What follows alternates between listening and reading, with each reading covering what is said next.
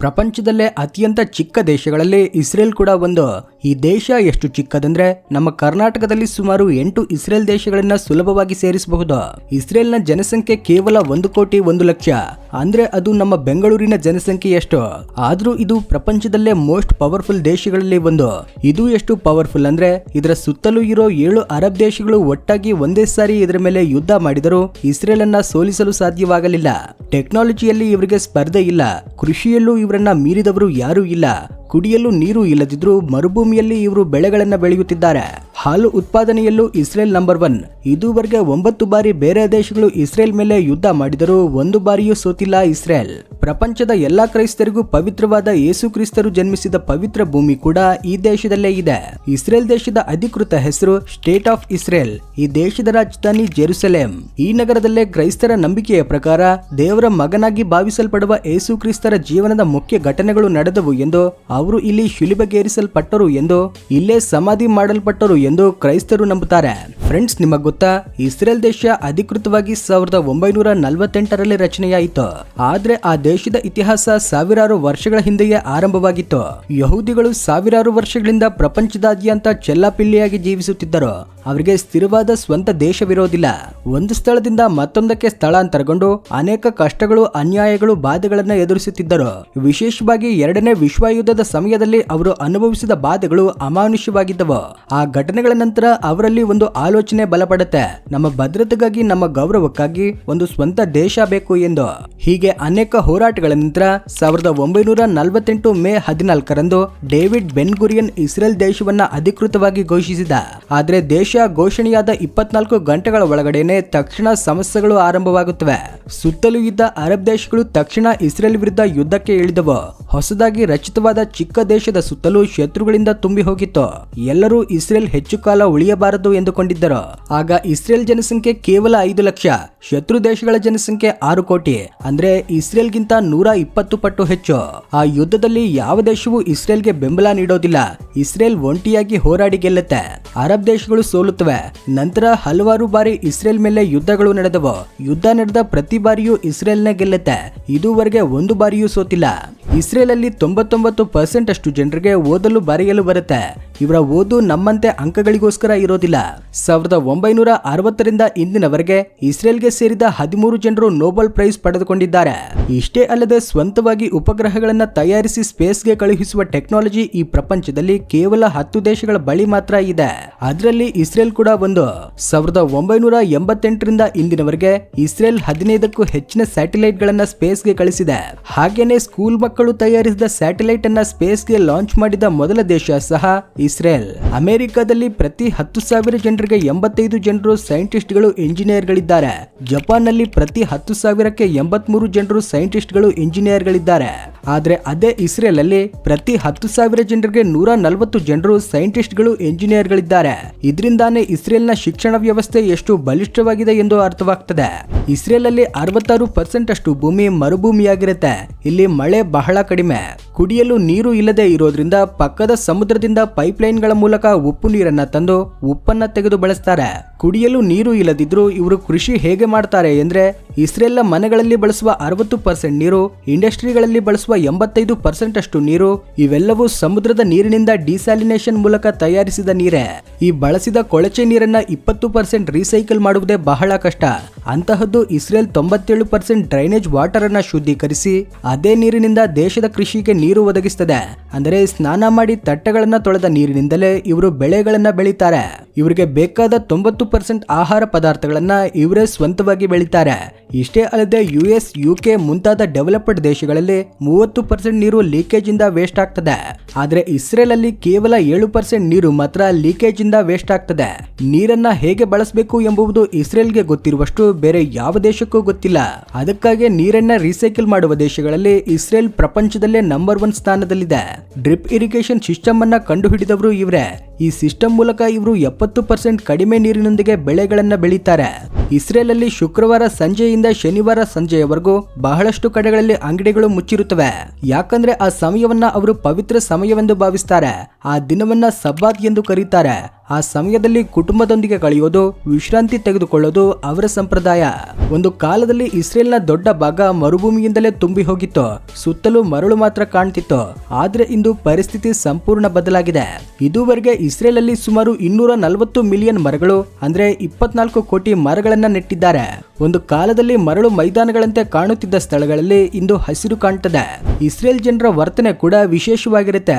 ಅವರು ಬಹಳ straight forward ಆಗಿ ಮಾತನಾಡ್ತಾರೆ. ಯಾರನ್ನಾದ್ರೂ ಎಷ್ಟೇ ದೊಡ್ಡ ವ್ಯಕ್ತಿಯಾದ್ರೂ ಭಯ ಪಡದೆ ಪ್ರಶ್ನಿಸ್ತಾರೆ. ನೇರವಾಗಿ ಮಾತನಾಡೋದು ಅವರ ಸಂಸ್ಕೃತಿಯ ಭಾಗ. ಈ ದೇಶದಲ್ಲಿ ವ್ಯಭಿಚಾರ 2018ರವರೆಗೆ ಕಾನೂನುಬದ್ಧವಾಗಿತ್ತು. ನಂತರ ವ್ಯಭಿಚಾರವನ್ನ ನಿಷೇಧಿಸಿದರು. ಇಲ್ಲಿನ ಯುವತಿಯರು 17 ವರ್ಷಗಳಿಗೆ ತಮ್ಮ ಕನ್ಯಾತ್ವವನ್ನ ಕಳೆದುಕೊಳ್ತಾರೆ ಎಂದು ಸರ್ವೆಗಳು ತಿಳಿಸ್ತಿವೆ. ಇಸ್ರೇಲ್ ಸುತ್ತಲೂ ಇಷ್ಟೊಂದು ಶತ್ರುಗಳಿದ್ದರೂ ಇಸ್ರೇಲ್ ಅನ್ನ ಟಚ್ ಮಾಡಲು ಭಯ ಪಡ್ತಾರೆ. ಅದಕ್ಕೆ ಕಾರಣ ಇಸ್ರೇಲ್ ಆರ್ಮಿ. ಇಸ್ರೇಲ್ ಪ್ರಪಂಚದ 100ನೇ ಅತಿ ಚಿಕ್ಕ ದೇಶ. ಆದ್ರೆ ಇವರ ಏರ್ ಫೋರ್ಸ್ ಪ್ರಪಂಚದ 8ನೇ ಶಕ್ತಿಶಾಲಿ ಏರ್ ಫೋರ್ಸ್. ಪ್ರಪಂಚದಲ್ಲಿ ಅತಿ ವೇಗವಾಗಿ ನಿರ್ಧಾರ ತೆಗೆದುಕೊಳ್ಳುವ ಆರ್ಮಿ ಇಸ್ರೇಲ್ ಆರ್ಮಿ. ಇವರಿಗೆ ಬೇಕಾದ ಆಯುಧಗಳನ್ನ ತಯಾರಿಸುವುದರ ಜೊತೆಗೆ ತಯಾರಿಸಿದ್ದರಲ್ಲಿ 80% ಆಯುಧಗಳನ್ನ ಬೇರೆ ದೇಶಗಳಿಗೆ ಮಾರಾಟ ಮಾಡ್ತಾರೆ. ಪ್ರಸ್ತುತ ಇಸ್ರೇಲ್ 16 ದೇಶಗಳಿಗೆ ಆಯುಧಗಳನ್ನ ಎಕ್ಸ್ಪೋರ್ಟ್ ಮಾಡ್ತಿದೆ. ಇಸ್ರೇಲ್ ಇಂದ ಆಯುಧಗಳನ್ನ ಖರೀದಿಸುವ ದೇಶಗಳಲ್ಲಿ ನಾವೇ ಟಾಪ್ ಅಲ್ಲಿದ್ದೇವೆ. ನಾವು ಇದುವರೆಗೆ ಖರೀದಿಸಿದ ಆಯುಧಗಳಲ್ಲಿ 30% ಆಯುಧಗಳು ಇಸ್ರೇಲ್ ಇಂದ ಖರೀದಿಸಿದೆ. 1,10,00,000 ಜನಸಂಖ್ಯೆ ಇರೋ ಈ ದೇಶದಲ್ಲಿ 40 ಲಕ್ಷ ಜನರು ಆರ್ಮಿಯಲ್ಲಿ ಕೆಲಸ ಮಾಡ್ತಿದ್ದಾರೆ. ಇಸ್ರೇಲ್ ಅಲ್ಲಿ ಹುಟ್ಟಿದ ಪ್ರತಿ ಹುಡುಗಿಯಾಗಲಿ ಪ್ರತಿ ಹುಡುಗನಾಗಲಿ 18 ವರ್ಷ ದಾಟಿದ ನಂತರ ಕಡ್ಡಾಯವಾಗಿ ಆರ್ಮಿಯಲ್ಲಿ ಕೆಲಸ ಮಾಡಬೇಕು. ಗಂಡಸರಾದ್ರೆ 3 ವರ್ಷ, ಹೆಣ್ಣು ಮಕ್ಕಳಾದ್ರೆ 2 ವರ್ಷ. ಅದು ಸಿನಿಮಾ ಹೀರೋ ಮಗನೇ ಆಗಿರಲಿ ಅಥವಾ ಕೋಟ್ಯಾಧಿಪತಿಯ ಮಗನೇ ಆಗಿರಲಿ, ಕೊನೆಗೆ ಪ್ರಧಾನಮಂತ್ರಿಯ ಮಗನೇ ಆಗಿರಲಿ, ಆರ್ಮಿಯಲ್ಲಿ ಖಂಡಿತವಾಗಿ ಕೆಲಸ ಮಾಡಬೇಕು. ಅದಕ್ಕಾಗಿ ಇವರ ದೇಶದ ಪ್ರಧಾನಮಂತ್ರಿಗಳು ಸಹ ಒಂದು ಕಾಲದಲ್ಲಿ ಸೈನಿಕರೇ ಆಗಿದ್ರು.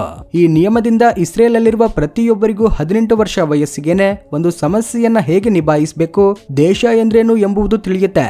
ಆಸಕ್ತಿಕರ ವಿಷಯ ಏನಂದ್ರೆ ಇಸ್ರೇಲ್ ಅಲ್ಲಿರುವ ಪ್ರತಿಯೊಬ್ಬರಿಗೂ ಗನ್ ಅನ್ನ ಹೇಗೆ ಬಳಸಬೇಕು ಎಂದು ಗೊತ್ತಿರುತ್ತೆ. ಇನ್ನೊಂದು ಆಸಕ್ತಿಕರ ವಿಷಯ ಏನೆಂದ್ರೆ ಇಸ್ರೇಲ್ ಅಲ್ಲಿರುವ ಬೆನ್ ಗುರಿಯನ್ ಏರ್ಪೋರ್ಟ್ ಪ್ರಪಂಚದಲ್ಲೇ ಅತ್ಯಂತ ಕಠಿಣ ಭದ್ರತೆ ಹೊಂದಿರುವ ಏರ್ಪೋರ್ಟ್ ಗಳಲ್ಲಿ ಒಂದು. ಅಲ್ಲಿ ಸೆಕ್ಯೂರಿಟಿ ಚೆಕ್ ಗಳು ಬಹಳ ಕಠಿಣವಾಗಿರುತ್ತವೆ. ಭದ್ರತೆ ವಿಷಯದಲ್ಲಿ ಯಾವುದೇ ರಾಜಿ ಇರಲ್ಲ. ಇಸ್ರೇಲ್ ಅಲ್ಲಿ ಒಂದು ವಿಶೇಷ ಕಾನೂನು ಇದೆ, ಅದೇ ಲಾ ಆಫ್ ರಿಟರ್ನ್. ಈ ಕಾನೂನಿನ ಪ್ರಕಾರ ಪ್ರಪಂಚದಲ್ಲಿ ಎಲ್ಲಾದ್ರೂ ಯಹೂದಿ ಮತಕ್ಕೆ ಸೇರಿದ ವ್ಯಕ್ತಿ ಇದ್ರೆ ಆತನು ಇಸ್ರೇಲ್ಗೆ ಬಂದು ಅಲ್ಲಿನ ಪೌರತ್ವ ಪಡೆದುಕೊಳ್ಳಬಹುದು. 2017ರಲ್ಲಿ ನಮ್ಮ ದೇಶದ ಪ್ರಧಾನಮಂತ್ರಿ ನರೇಂದ್ರ ಮೋದಿ ಅವರು ಇಸ್ರೇಲ್ಗೆ ಭೇಟಿ ನೀಡಿದ್ದರು. ಇದು ಭಾರತದ ಪ್ರಧಾನಮಂತ್ರಿ ಅವರು ಮಾಡಿದ ಮೊದಲ ಅಧಿಕೃತ ಇಸ್ರೇಲ್ ಪ್ರವಾಸ. ಆ ಪ್ರವಾಸದಿಂದ ಎರಡೂ ದೇಶಗಳ ನಡುವಿನ ಸ್ನೇಹ ಒಂದು ಹೊಸ ಮಟ್ಟಕ್ಕೆ ಏರುತ್ತೆ. ಹಾಗೇನೆ ಇಸ್ರೇಲ್ ಪ್ರಧಾನಮಂತ್ರಿ ಸಹ ಭಾರತಕ್ಕೆ ಹಲವಾರು ಬಾರಿ ಭೇಟಿ ನೀಡಿದ್ದಾರೆ. ಇಸ್ರೇಲ್ ಅಲ್ಲಿ ಹಿಬ್ರೂ ಮತ್ತೆ ಅರೇಬಿಕ್ ಭಾಷೆಗಳು ಅಧಿಕೃತ ಭಾಷೆಗಳು. ಹಿಬ್ರೂ ಭಾಷೆ ಸರ್ಕಾರದ ಮುಖ್ಯ ಭಾಷೆಯಾಗಿದ್ರೆ ಅರೇಬಿಕ್ ಭಾಷೆ ಅರಬ್ ಜನರು ಬಳಸುವ ಭಾಷೆಯಾಗಿದೆ. ಈ ದೇಶ ರಚನೆಯಾದ ಹೊಸದರಲ್ಲಿ ಇಂಗ್ಲಿಷ್ ಭಾಷೆಯನ್ನ ರದ್ದು ಮಾಡಿದ್ದರು. ಆದರೆ ಕ್ರಮೇಣ ಅಭಿವೃದ್ಧಿಗಾಗಿ ಮತ್ತೆ ಇಂಗ್ಲಿಷ್ ಭಾಷೆಗೆ ಅನುಮತಿ ನೀಡಲಾಯಿತು. ಈ ದೇಶದ ಕರೆನ್ಸಿಯನ್ನ ಇಸ್ರೇಲಿ ನ್ಯೂ ಶೆಕೆಲ್ ಅಂತ ಕರೀತಾರೆ. ಅವರ ಒಂದು INS ನಮ್ಮ ಭಾರತೀಯ ಕರೆನ್ಸಿಯಲ್ಲಿ ಸುಮಾರು 29 ರೂಪಾಯಿ 63 ಪೈಸೆಗಳಿಗೆ ಸಮಾನವಾಗ್ತದೆ. ಇಸ್ರೇಲ್ ಸ್ಟಾರ್ಟ್ಅಪ್ ಗಳಿಗೆ ಸ್ವರ್ಗವಿದ್ದಂತೆ. ಒಂದೆಡೆ ಇಷ್ಟೊಂದು ಶತ್ರುಗಳಿದ್ದರೂ ಈ ಚಿಕ್ಕ ದೇಶದಿಂದ ಬರುವ ಸ್ಟಾರ್ಟ್ಅಪ್ ಗಳು ಪ್ರಪಂಚವನ್ನ ಆಳುತ್ತಿವೆ. ವಿಶ್ವದ ಮೊದಲ ಮೊಬೈಲ್ ಫೋನ್ ಮೋಟರೋಲಾ ತಯಾರಾಗಿದ್ದು ಇಸ್ರೇಲ್ ಅಲ್ಲೇ. ವಾಯ್ಸ್ ಮೇಲ್ ಟೆಕ್ನಾಲಜಿಯನ್ನ ಡೆವಲಪ್ ಮಾಡಿದ್ದು ಸಹ ಇಸ್ರೇಲ್ನೇ. ಮೊದಲ ಕಂಪ್ಯೂಟರ್ ವೈರಸ್ ಅನ್ನ ತಯಾರಿಸಿದ್ದು ಸಹ ಇಸ್ರೇಲ್ನೇ. ಇಷ್ಟೇ ಅಲ್ಲದೆ IBM, ಮೈಕ್ರೋಸಾಫ್ಟ್, ಗೂಗಲ್, ಆಪಲ್ ಮುಂತಾದ ಪ್ರಪಂಚದ ಟಾಪ್ ಕಂಪನಿಗಳಲ್ಲಿ 50% ಕಂಪನಿಗಳು ತಮ್ಮ R&D ಸೆಂಟರ್ಗಳನ್ನ ಇಸ್ರೇಲ್ ಅಲ್ಲೇ ಆರಂಭಿಸಿವೆ. ಇಸ್ರೇಲ್ ಅಭಿವೃದ್ಧಿ ಹೊಂದಲು ಮತ್ತೊಂದು ಮುಖ್ಯ ಕಾರಣ ಮೊಸಾದ್. ಭಾರತಕ್ಕೆ ರಾ ಇದ್ದಂತೆ ಇಸ್ರೇಲ್ಗೆ ಮೊಸಾದ್. ಮೊಸಾದ್ ಎಂದ್ರೆ ಮರಣ ಎಂದರ್ಥ. ಇಸ್ರೇಲ್ಗೆ ಮೋಸ ಮಾಡಬೇಕೆಂದುಕೊಂಡ ಯಾರನ್ನೂ ಈ ಮೊಸಾದ್ ಬಿಟ್ಟಿಲ್ಲ. ಇಸ್ರೇಲ್ಗೆ ದ್ರೋಹ ಮಾಡಿದವರು ಯಾರಾದ್ರೂ ಸರಿ, ಯಾವ ದೇಶದಲ್ಲಿ ಬಚ್ಚಿಟ್ಟುಕೊಂಡಿದ್ದರೂ ಸರಿ, ಈ ಮೊಸಾದ್ ಅವರನ್ನ ಹುಡುಕಿ ಕೊಂದು ಬಿಡುತ್ತದೆ. 1960ರಲ್ಲಿ ಸಾವಿರಾರು ಯಹೂದಿಗಳ ಸಾವಿಗೆ ಕಾರಣನಾದ ಅಡಾಲ್ಫ್ ಐಕ್ಮ್ಯಾನ್ ಅರ್ಜೆಂಟೀನಾದಲ್ಲಿ ಬಚ್ಚಿಟ್ಟುಕೊಂಡಿದ್ದಾಗ ಮೊಸಾದ್ ಆತನನ್ನ ಹುಡುಕಿ ಪತ್ತೆ ಹಚ್ಚಿ ಇಸ್ರೇಲ್ಗೆ ತಂದು ಕೊಂದಿತ್ತು. 1972ರಲ್ಲಿ 11 ಇಸ್ರೇಲ್ ಒಲಿಂಪಿಕ್ ಆಟಗಾರರನ್ನ ಪಾಲೆಸ್ತೇನ್ ಭಯೋತ್ಪಾದಕರು ಕೊಂದಾಗ ಅದಕ್ಕೆ ಕಾರಣರಾದ ಪ್ರತಿಯೊಬ್ಬರನ್ನ ಹುಡುಕಿ ಕೊಂದಿತ್ತು ಮೊಸಾದ್. 1976ರಲ್ಲಿ 94 ಇಸ್ರೇಲ್ ಪ್ರಯಾಣಿಕರು ಇದ್ದ ವಿಮಾನವನ್ನ ಭಯೋತ್ಪಾದಕರು ಹೈಜಾಕ್ ಮಾಡಿದಾಗ 90 ನಿಮಿಷಗಳಿಗಿಂತ ಕಡಿಮೆ ಸಮಯದಲ್ಲಿ ಇಸ್ರೇಲ್ ಆರ್ಮಿ ಅವರನ್ನ ರಕ್ಷಿಸಿದ್ದಕ್ಕೆ ಮುಖ್ಯ ಕಾರಣ ಈ ಮೊಸಾದ್ನೇ. ಪ್ರಸ್ತುತ ಇರಾನ್ ಯುದ್ಧದಲ್ಲೂ ಮೊಸಾದ್ ಪಾತ್ರ ಬಹುದೊಡ್ಡದಿದೆ. ಹೀಗೆ ಒಂದಲ್ಲ ಎರಡಲ್ಲ ಇಸ್ರೇಲ್ ದೇಶಕ್ಕೆ ಯಾವಾಗ ಸಮಸ್ಯೆ ಬಂದ್ರೂ ಅದನ್ನ ಕ್ಲಿಯರ್ ಮಾಡುವಲ್ಲಿ ಮೊಸಾದ್ ಮುಂದಿರುತ್ತೆ. ಇಸ್ರೇಲ್ ದೇಶ ಮುಖ್ಯವಾಗಿ 3 ಮತಗಳನ್ನ ಹೊಂದಿದೆ. ಅವು ಜೂಡಿಸಂ, ಇಸ್ಲಾಂ ಮತ್ತೆ ಕ್ರಿಶ್ಚಿಯಾನಿಟಿ. ಈ 3 ಮತಗಳಿಗೆ ಸಂಬಂಧಿಸಿದ ಪವಿತ್ರ ಸ್ಥಳಗಳನ್ನ ಜೆರುಸಲೇಂ ನಗರ ಹೊಂದಿದೆ. ಮುಸ್ಲಿಮರಿಗೆ ಡೋಮ್ ಆಫ್ ದಿ ರಾಕ್ ಮತ್ತು ಅಲ್ ಅಕ್ಸಾ ಮಸೀದ್, ಯಹೂದಿಗಳಿಗೆ ವೆಸ್ಟರ್ನ್ ವಾಲ್, ಕ್ರೈಸ್ತರಿಗೆ ಚರ್ಚ್ ಆಫ್ ಹೋಲಿ ಸೆಪಲ್ಕರ್ ಇಲ್ಲಿವೆ. ಇವು ತುಂಬಾ ಪ್ರಸಿದ್ಧವಾಗಿವೆ. ಇಸ್ರೇಲ್ ಬೇರೆ ದೇಶಗಳಿಗೆ ಏನು ಮಾಡಿದೆ ಎಂಬುದನ್ನ ಬದಿಗಿಟ್ರೆ ನಮಗೆ ಬಹಳಷ್ಟು ಸಹಾಯ ಮಾಡಿದೆ. 1962 ಚೀನಾ ಯುದ್ಧದ ಸಮಯದಲ್ಲಿ ಚೀನಾ ಬಗ್ಗೆ ನಮಗೆ ಪ್ರಮುಖ ಮಾಹಿತಿಯನ್ನ ನೀಡಿದ್ದು ಇಸ್ರೇಲ್ನೇ.